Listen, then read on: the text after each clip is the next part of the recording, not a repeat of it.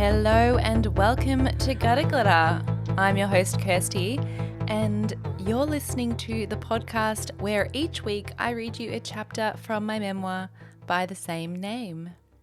This week we are up to chapter 24. I haven't seen Barbados, so I must get out of this.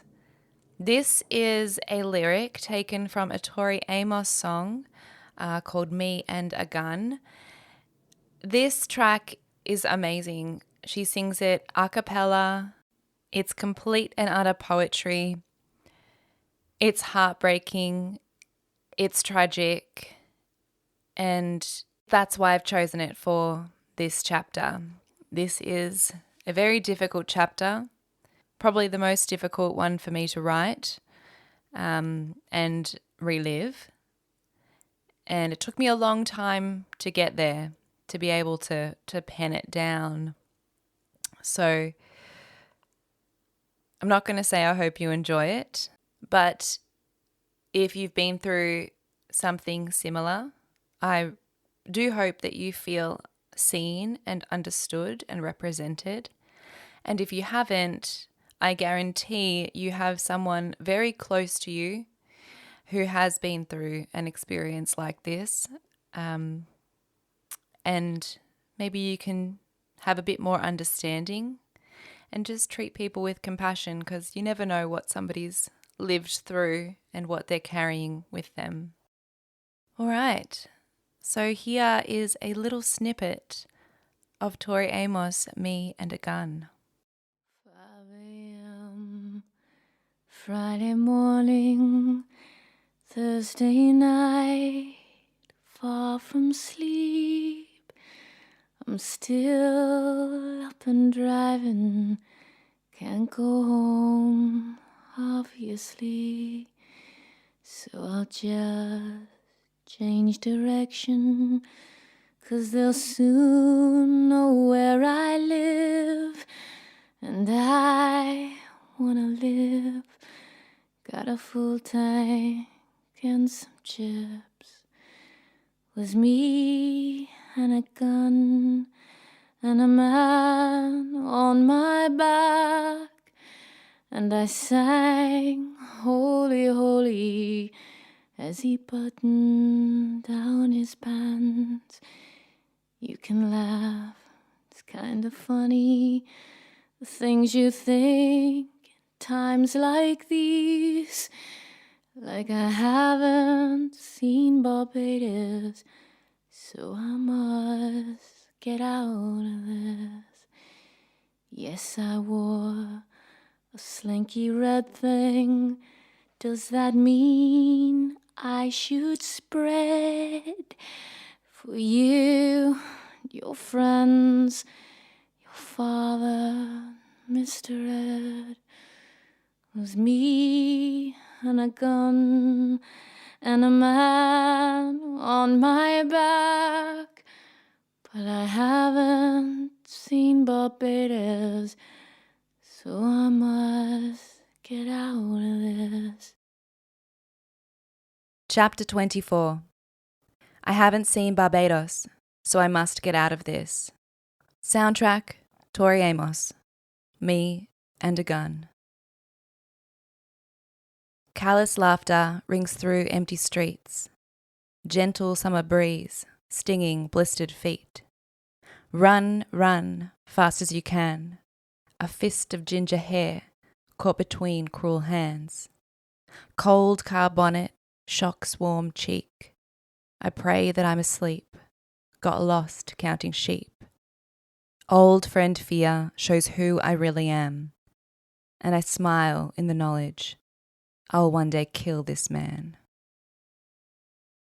Leaving rehab left me restless. Despite being made aware that my obsessive, addictive version of love was unhealthy, it didn't stop me from feeling the devastation left in its wake. Falling for Alessandro had been a thankful diversion from the torment of losing Simon, but now that he had also rejected me, it all came flooding back stronger than ever. The pain in my heart was so physical that I was sure it would kill me. I was waiting for the moment when my heart would give way and I would follow in my father's footsteps. I began obsessively looking to replace the emptiness I felt with men. Horrible men whose pain was masked by rage and sex. Men who hated women.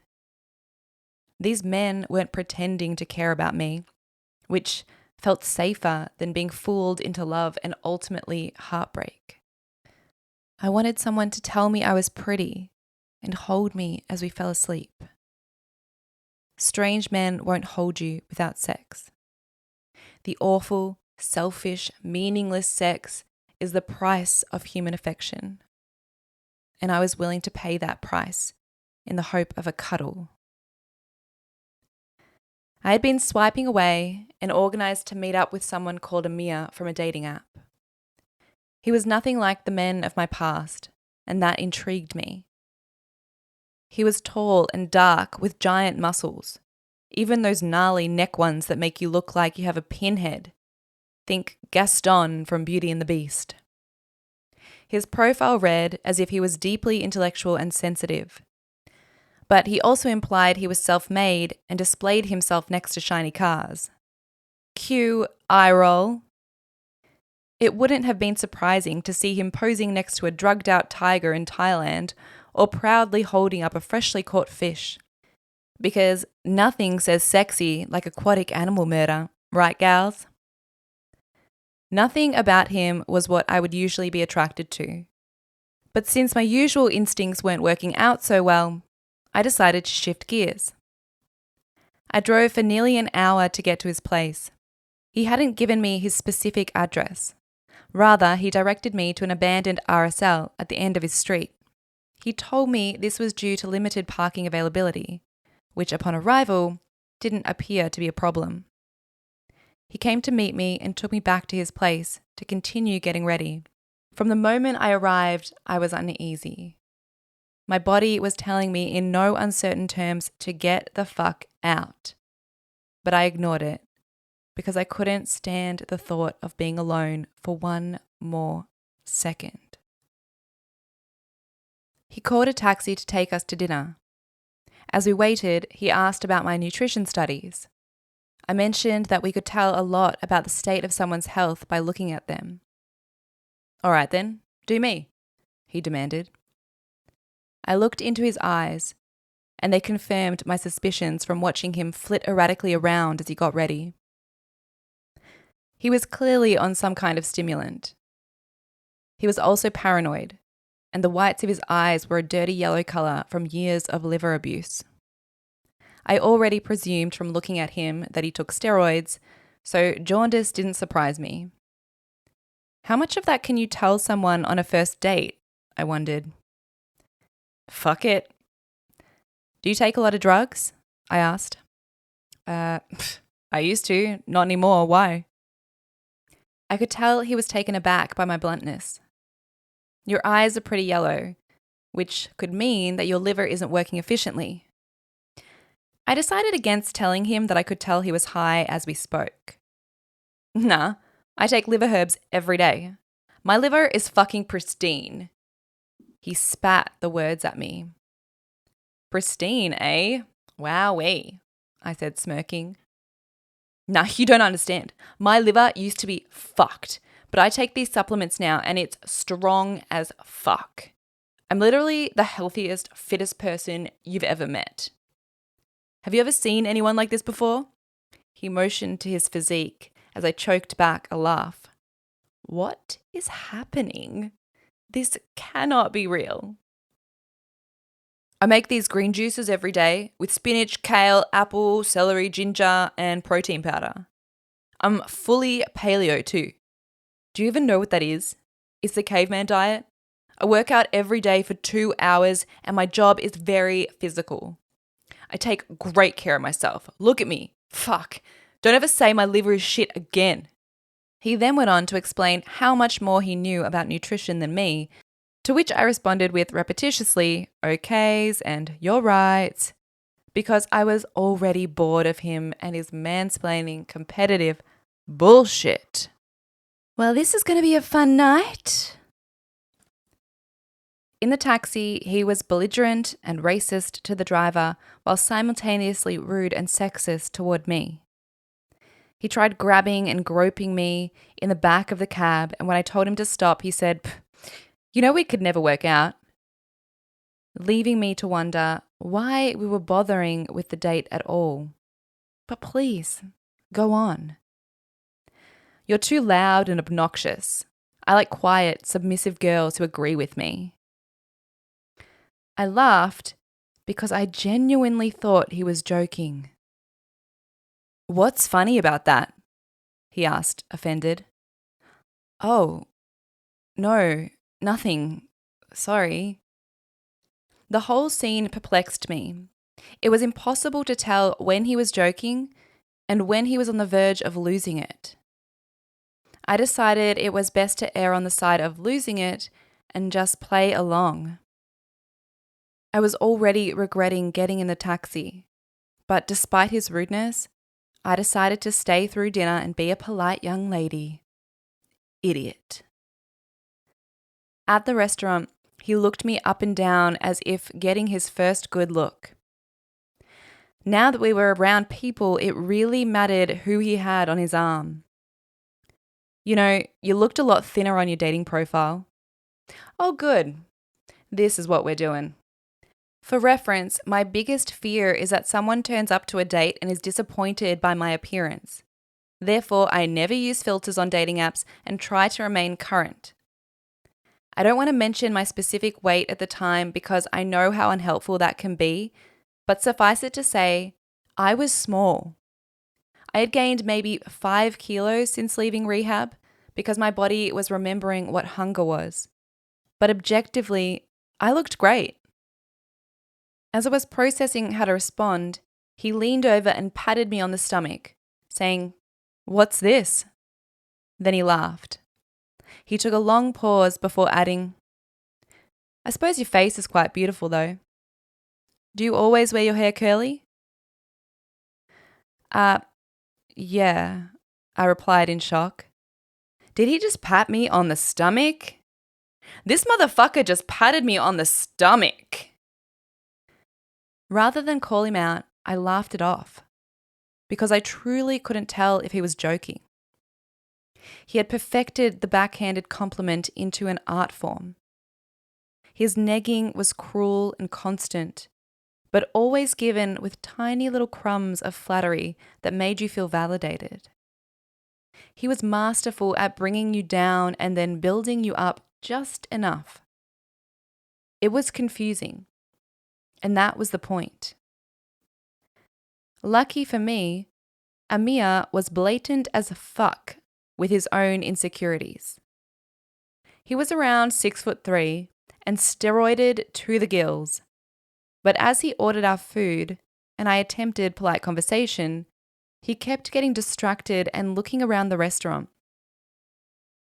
Hey, he said, tapping me repeatedly on the arm like a toddler pulling at their mum's pant leg. Yes, I replied, almost choking on a piece of lettuce. You see that guy over there? I turned to look at a young man enjoying his meal with friends and wished I could. I dream of Jeannie blink myself over there. Yeah, what about him? Am I bigger than him? I smiled, once again about to break into laughter before I realized he was serious. What? I asked, desperate for him to say he's fucking with me. That guy over there, the one sitting down in the white t-shirt. Do I have bigger muscles than him? Oh my God. Realizing that this dude was completely off his rocker, I decided to placate him and replied with a simple, yes, which didn't appease him, so then he went around the restaurant picking out men to compare himself to. I understood I was required to reply with adequate enthusiasm as to how much harder, better, faster, stronger he was than all of the lovely men I would much rather be sitting with.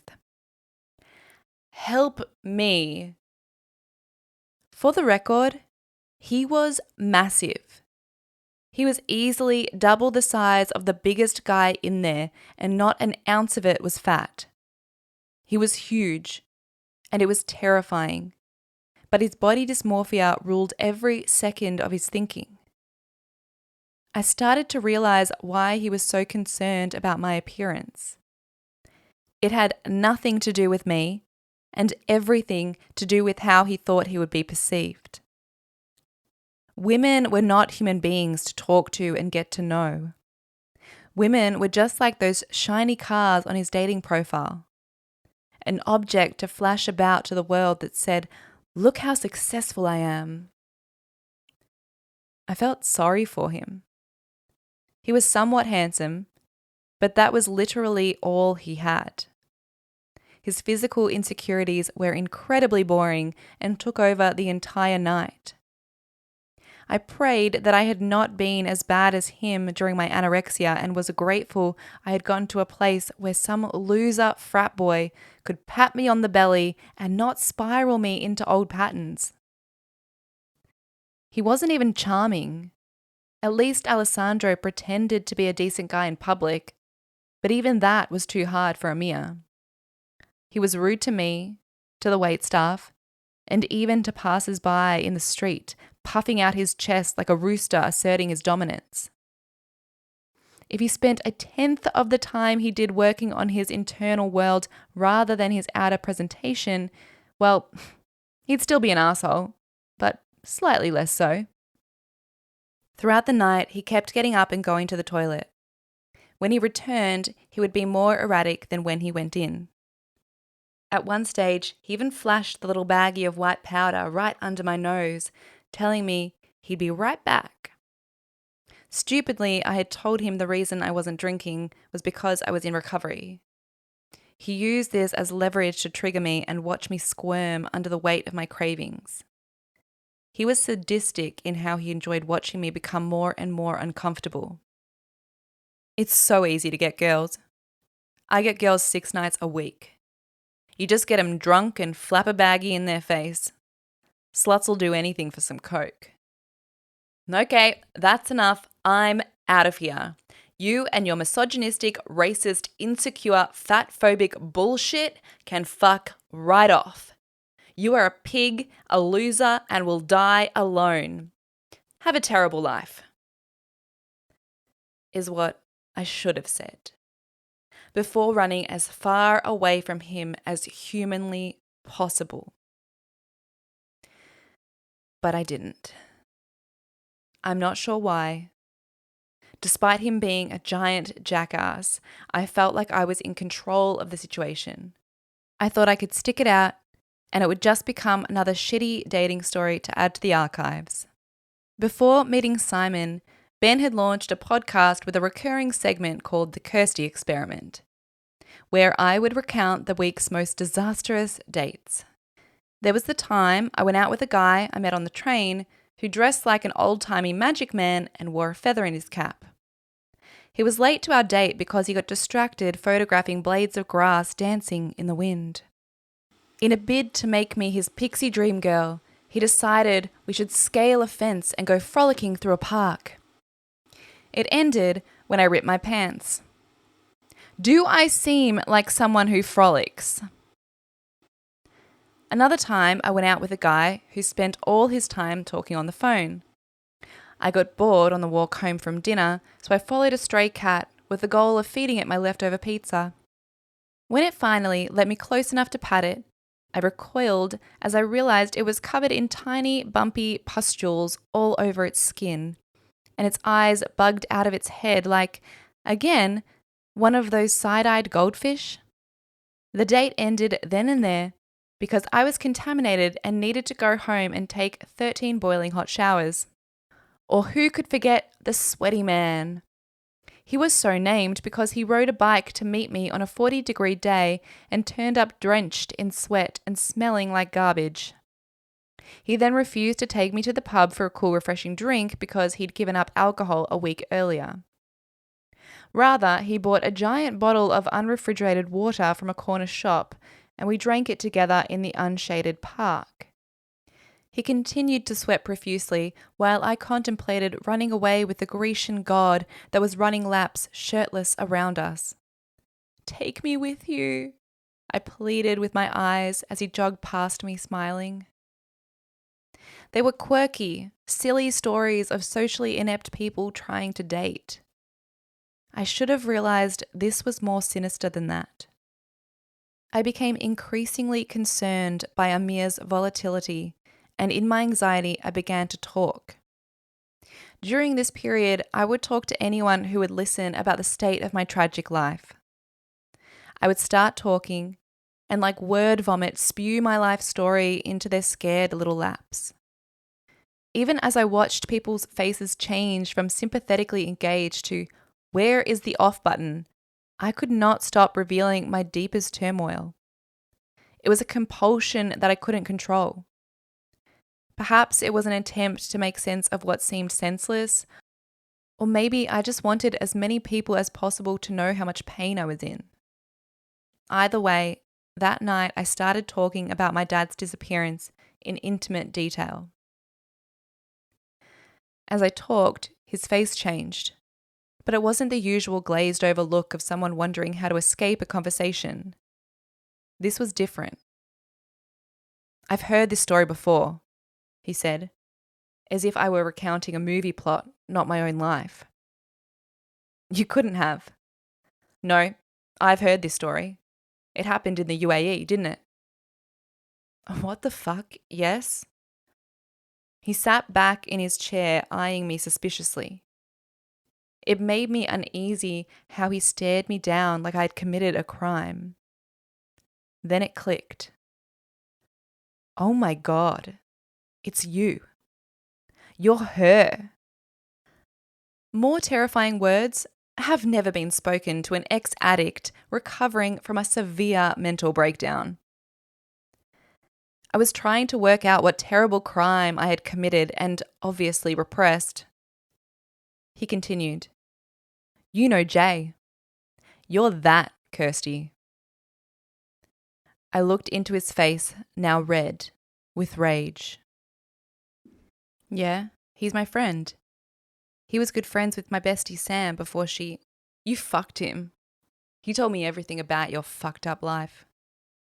His words were like venom.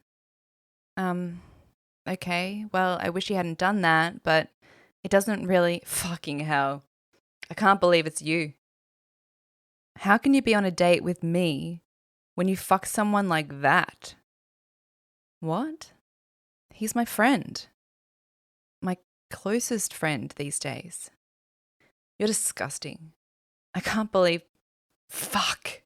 He's a fucking skinny, broke, fucking ugly cunt. Look at me.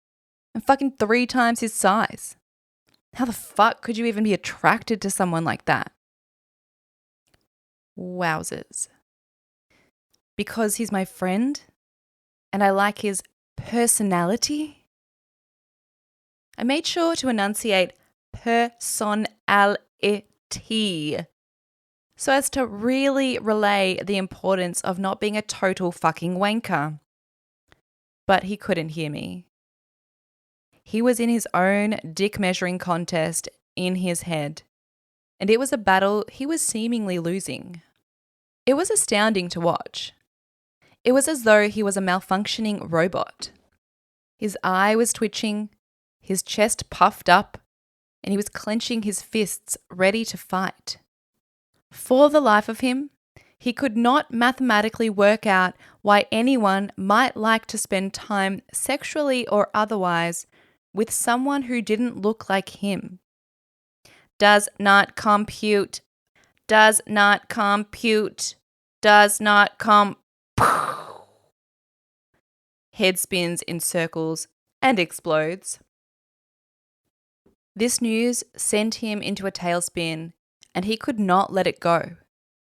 If he was an asshole before, now he was downright scary. Jay was all he could talk about for the rest of the night as he became increasingly agitated. I froze, unable to get up and storm out or fake an emergency phone call. I just sat and listened to him call me a whore and a slut for the next hour as he imbibed drink after drink.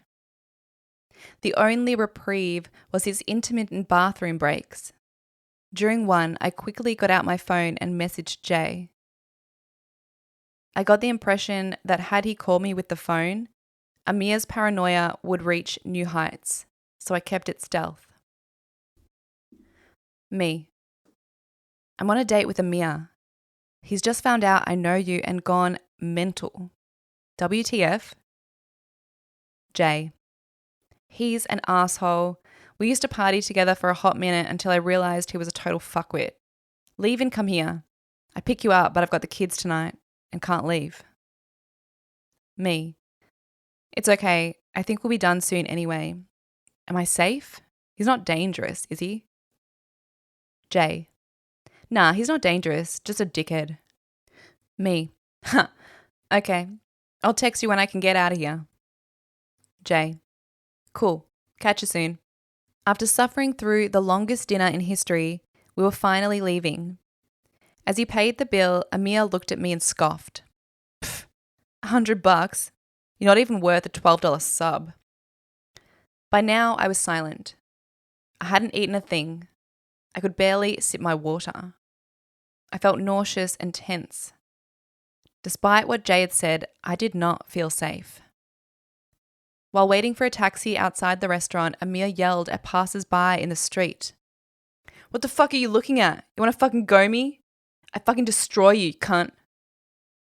He would yell at unassuming men enjoying a warm summer's night with their girlfriends. The whole time, he kept one hand firmly around the back of my neck or a fistful of my hair in his hand to keep me from moving. I watched myself shrink down into myself for safety. I felt myself become smaller. Just as I had when receiving my cancer diagnosis, I found myself hiding behind the layers of flesh and muscle. I am not here. I am deep down inside and I am safe. I must have looked as shell-shocked as I felt because a wonderful man came up to me looking very concerned and asked me if I was okay. I wanted to cry as I felt the hand tighten around my neck and replied with the weakest, "Yes, you've ever heard." The kind man knew I was lying. He also knew there was nothing more he could do. I directed the taxi driver to my car and was already searching for my keys as we pulled up. As the car pulled away, I thanked Amir for the worst date in history and started toward my car. "Where do you think you're going?" he snarled. "I'm leaving. This is over." He grabbed me and slammed me into my car, looked me dead in the eyes and said the words that ring in my head every night as I try to sleep. "I'm going to take it out on you." The elusive it being whatever you want to make of it. Jay, his jealousy, his anger, his pathetic existence, the fucked up childhood I can only imagine he had. All of it. Suddenly, he was dragging me down the alley behind his house by my hair. I thought of the horrific story Lee had told me over contraband cookies and how scared she must have been. I wondered why I didn't feel scared. Not in any way I recognized, anyway. It was as though my body decided the best way to survive, whatever came next, was to remain completely calm and clear-headed. Whenever I performed on stage, I would be petrified. My stomach would be doing backflips, hands shaking and teeth chattering. There were times I was sure I would get on stage and be so frightened I would forget how to sing. But I would walk out on stage smiling serenely through the stage lights into the back well of faceless chairs and pretend. In those moments, I dreamed of a calm like this. With one elbow wrapped around my throat and a giant hand gripping my hair, I felt my toes skimming the pavement below, trying to find purchase. How did Lee's story end again? I hoped remembering would help me prepare myself. Beating or rape? Which would be the preferable option? "You idiot," my inner voice helpfully chimed in. "All the red flags you ignored, and for what? A story on a podcast? Because a text message said you were safe? Because you desperately wanted someone who disgusted you to tell you that you're enough? You knew better. This is your fault. Amir pinned me to the truck he kept parked at the back of the house and towered over me with hatred in his hollow eyes. How can a man be so physically huge, yet so pathetically small inside? I wondered. I wanted to voice my nastiness, but decided against it. His large hands tore at my body in all directions. It was as though he was trying not to only rip off my clothes, but claw at my flesh. I felt my skin pinch painfully between his fingers like clay. Now he could feel those disgusting extra kilos squelching between his hands. Good. Be repulsed by me, you fuck. He held me face down against the bonnet, its coldness against my cheek. His forearm dug into the back of my neck. I didn't know you could choke someone from behind. It's quite effective, I thought, as the blood pulsated behind my eyes. He reached into the side door, still holding me down with his other arm, and pulled out a box of condoms, the size of a cereal box. Rape it is then. He took one out and put it on one-handed so as to not lose his grip on me. Seeing his enormous box of condoms emerge from his car also told me this was not a one-time slip-up for him. This was what he did. And he did it a lot. I felt a deep well of sadness for the women who had come before me, while at the same time feeling less alone. Connected by sisterhood and vulnerability, two wonderful things of which he had absolutely no grasp. How pathetic that he had to take intimacy by force, love by possession, and attention by fear. He did all the things a rapist does to a person. It was brutal, degrading, and violent.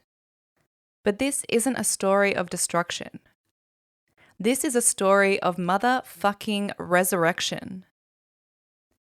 Everything I had learned in rehab taught me that this was all his shit and had nothing to do with me. And personally, I don't give a flying fuck about his shit. I care about my shit. If I could survive a spinal tumor, anorexia, drug addiction, every mental illness under the sun, and heartbreak upon motherfucking heartbreak, all before my 30th birthday, there was nothing some juiced up, insecure bloke could do that could destroy me. The thought was laughable. All I had to do was stay alive. And I'd been perfecting that skill for years. My senses were in high alert, bringing intense clarity to what was happening. I had full awareness that this was a life-threatening situation, but I was able to assess my safety from one moment to the next. I processed which decisions could end up potentially fatal and which would empower me to save my life. Could I fight him off? Absolutely not. Instead, I alternated between relaxing as much as possible to preserve the air I had in my lungs and timing gulps of air during momentary releases of pressure to my neck. I struggled with force when I could, but my strength was useless against his fury unless I could get a knee to his groin. I considered running, but to look pretty for my big date, I'd worn the old boots that looked great but had zero tread left on the soles. If I ran, I would slip. If I slipped, he would catch me, now angrier and more panicked than before. If a coked up, enraged giant finds you on the ground of a dark alleyway with hate in his eyes, there's a good chance he will kill you. Neither running nor fighting were viable options. All I could do was wait. Over the next 30 minutes, I worked hard to distract myself in my head. Whether it be praying to Sam to save me, or hoping my dad wasn't seeing this. I looked at the darkness of the night sky above, wishing I'd listened when Dad tried to teach me the names of the constellations and lamented the light pollution ruining my fantasy. I thought about losing my virginity to my boyfriend on Year 11 camp and looking out at the tiny tent window up at the stars. It was warm like tonight, dark like tonight, but nothing like tonight. He'd been tender and romantic. I felt loved and cared for. Nothing like tonight. In middle school, some of the kids would talk flippantly about rape and consent. Somewhere along the lines of Chinese whispers, it became shared as fact that if a girl says no 3 times, she really means it and you must stop, or it becomes illegal. As an adult, this sounds both idiotic and terrifying. But at that moment, it just kept circling my mind like a dark comedy. In a way, it was useful because it gave me the courage to boldly say no. Because of that problematic high school rumor, I know I said those important words as many times as possible. At one point, looking him dead in the eye, I said, "You know what this is." And for a moment, I saw him flinch. "What's that? You're not afraid of a little woman, are you?" I tried singing in my head, but that was a mess. I could only think of 2 songs. One was Adele's Rollin' in the Deep, of which I only knew the chorus. The other was Tori Amos' Me and a Gun, which, if you are unfamiliar, is a brilliantly artistic a cappella piece about a woman fleeing a rape. Unfortunately for me, this was the one I knew most of the words to, so I sang it on repeat until such time as I too could flee this rape. As grim as that sounds, it helped me. I felt connected to Tori as she sang about the unusual places your mind goes in times like these. For her, it was having never seen Barbados, so she must get out of this. I remembered seeing her play 2 pianos at once to thousands of adoring fans while painted into skin-tight gold leggings. And I thought, if she can take her pain and twist it into something incredible, why can't I? Tori Amos, my idol, my musical inspiration, and now my strength, stood beside me, holding my hand and reminding me of my own immense power. She helped me feel dignified in a moment where humiliation was the goal. If a man needs to take a woman's body to feel powerful, they must be petrified of being seen for what they really are. A desperately sad, ugly, lonely little boy. At times, I felt as if I was coming back to myself. The me who had been hiding deep inside for years, shrouded in misery. This man's rage and self-loathing outshone even mine, and I could see just how lucky I was. I thought about being 5 years old, curled up tight in my mum's arms. Giggling, I would pretend I was trying to wriggle free as she held me tighter and tighter, teasing, "I'll never let you go, I'll never let you go." I thought about how incredibly loved I was and how unloved he must have been to grow into such a monster. In other moments, I was livid. I wanted to scream at God for letting this happen. But then I would remember, there is no God. I was alone. No one was watching. No one was listening. And no one was coming to save me. It was up to me, and only me, to get out of this alive. And I know what this means. Me and Jesus, a few years back, used to hang And he said, Thanks for listening. If you want more, check out the show notes and follow the link to my website or Linktree, where you can get your very own copy of the book in eBook or paperback. Join me on Instagram or listen to the Spotify playlist of all the theme songs from the book. Don't forget to subscribe to the pod so it downloads straight to your app each week. And if you like the show, why not share it with your mates? All right, see you guys. Bye.